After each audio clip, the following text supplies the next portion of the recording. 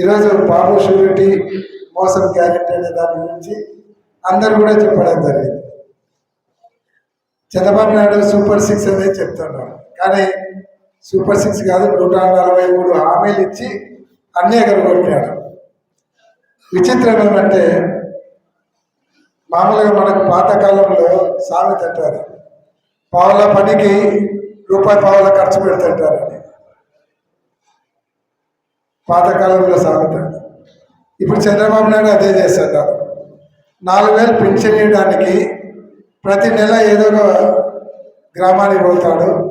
ఆ గ్రామంలో పోయి వాళ్ళ ఇంట్లో కాఫీ కలిపి, లేకుంటే వాళ్ళకు టిఫిన్ చేసో, వాళ్ళ పిల్లలకు స్నానం చేయించో, లాంటి అదేదో ఎమ్మగోళ్ళ సినిమాలు స్టూడెంట్ ఎన్టీఆర్ ఎలక్షన్లలో నిలబెడితే పిల్లలు బాత్రూమ్ కూర్చుంటే ఎలక్షన్లో నిలబడినప్పుడు బాత్రూమ్ కడిగినట్టు.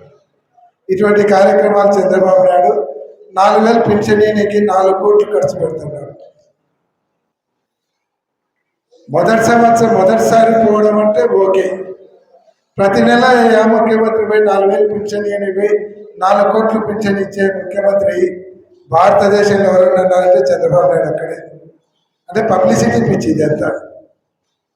జగన్మోహన్ రెడ్డి గారు 2,67,000 కోట్లు ప్రజలకు డైరెక్ట్గా ఇచ్చినాడు. ఏ రోజు ప్రజలలోకి వచ్చి పబ్లిసిటీ చేసుకోలేదు. వాళ్ళ అకౌంట్లకు డైరెక్ట్గా ఇచ్చినాడు. ఈయనేమో 4,000కి 2,000 మంది పోలీసులు, 400 మంది జిల్లాధికారులు, వెనకబడే ఒక హెలికాప్టరు, 40 కార్లు. అందుకే నేను చెప్పింది, పావుల పనికి రూపాయి పావుల ఖర్చు పెట్టడం అంటే ఇదే కాకుండా ఇచ్చిన హామీలు ఎగరగొట్టడమే కాకుండా హామీల గురించి ఎవరైనా అడిగితే నాలుక మర్తేస్తానంటాడు, నాలుగకు వస్తానంటాడు. అంటే చంద్రబాబు నాయుడు బెదిరేయాలనుకుంటున్నాడా? చంద్రబాబు నాయుడు గారికి కూటమి నాయకులకు అర్థం కావాలని ఏంటంటే, భారతదేశంలో సోనియా గాంధీని చూస్తే భయపడే కాలం, పెద్ద పెద్ద నాయకులు భయపడే కాలంలో ఒంటరిగా బయటకు వచ్చి సోనియా గాంధీకి ఎదురు తిరిగి 16 నెలలు జైలు నుండి బయటకు వచ్చి అన్ని పార్టీలతో పోటీ పడి పాదయాత్ర చేసి మళ్ళీ ముఖ్యమంత్రి అయినటువంటి గడ్స్ ఉండేటువంటి నాయకుల కింద పనిచేసే కార్యకర్తలు ఉండేటువంటి పార్టీ చంద్రబాబు నాయుడు గారికి భయపడినటువంటి విషయాన్ని తెలియజేస్తున్నాం. మీ తాటాకు చెప్పులకు ఎవరు భయపడరు. ఇక్కడ ఎన్ని కేసులు పెడతారు, ఎంతమంది మీద పెడతారు, బంతిని ఎంత బలంగా కూడా కొడితే అంత స్పీడ్గా ఎట్లా ఎన్నిక వస్తుందో అలాగే వైఎస్ఆర్ కాంగ్రెస్ పార్టీ నాయకులు కార్యకర్తలు కూడా మీరెంత తొక్కాలంటే అంత ఎగిరి పైకి వస్తారనేటువంటి విషయాన్ని గుర్తుపెట్టుకోవాలి. ఈరోజు ఏదో చిల్లర రాజకీయాలు చేసుకుంటూ, తప్పుడు కేసులు పెట్టుకుంటూ, తప్పుడు అరెస్టులు చేస్తూ రాజకీయం ఎన్నో రోజులు సాగదు. ఈరోజు ఎవరెవరు కేసులు పెట్టిస్తున్నారో, ఎవరెవరు ఇబ్బంది పెట్టాలని ప్రయత్నం చేస్తున్నారో, ఇక మీకు ఉండేది 2 సంవత్సరాలే. 2 సంవత్సరాల తర్వాత దీనికి డబల్ సినిమా చూసే పరిస్థితి వస్తుందనేటువంటిది గుర్తుపెట్టుకోవాలి. ఇంతకుముందు రాజకీయం లేదు, ఏదైనా పోటీ లేనటువంటి రాజకీయం పోయింది. అన్నీ గుర్తుపెట్టుకుంటున్నారు, అన్ని మైండ్లోకి వస్తున్నాయి. ఎవరెవరు ఎగిరి పడుతున్నారో రేపు ఎగరడానికి ఒంట్లో సత్తువు కూడా ఉండదు, అనుభవించేది కూడా తొందరలోనే ఉంటుందని ఎగిరిపడే వాళ్ళకు కూడా చెప్తా ఉంటాం.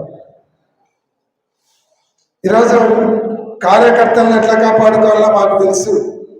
ఈరోజు కొత్త కాదు, ఇందాక చెప్పినట్లు ఆళ్ళగడ్డలో రాజకీయం చూసే 2 సార్లు ఎమ్మెల్యే అయినా, పత్తికొండలో 3 సార్లు ఎమ్మెల్యే అయినా, ఆ కర్నూలులో 1 సారి ఎమ్మెల్యే అయినా, 1 సారి ఎమ్మెల్సీ అయినా. ఎక్కడ కానీ ఫ్రాక్షన్ అని కానీ, ఎక్కడ కానీ గలాటలని కానీ లేకుండా అభివృద్ధి ముందరు పోయినాం.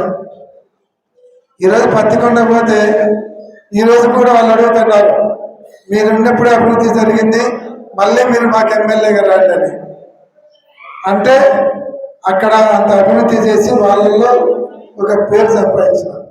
కర్నూలుకి వస్తే 5 సంవత్సరాల ఎమ్మెల్యే కంటే కర్నూలులో ఎప్పుడు చూడనటువంటి అభివృద్ధి చూపించారు.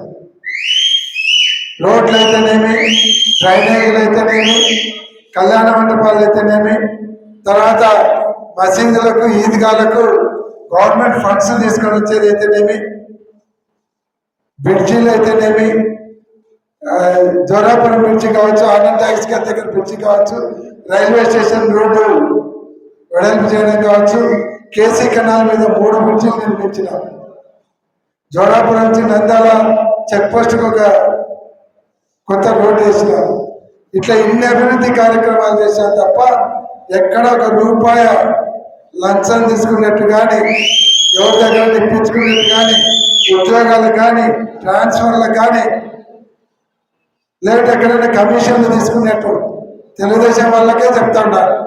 ఛాలెంజ్ చేస్తున్నాం, ఒక్కటి నిరూపించండి, రాజకీయాల నుంచి మానుకుంటామని కూడా. చిన్న అవినీతి మచ్చ ఈ 5 సంవత్సరాలలో కాదు, 50 సంవత్సరాల రాజకీయ చరిత్రలో కుటుంబానికి చిన్న మచ్చ మీరు చూపించగలిగితే రాజకీయాల నుంచి మానుకోవడానికి కూడా సిద్ధంగా ఉన్నామని కూడా తెలియజేస్తున్నాం. అటువంటి రాజకీయాల నుంచి వచ్చేటువంటి కుటుంబం నుంచి వచ్చాను, గుర్తుపెట్టుకోండి.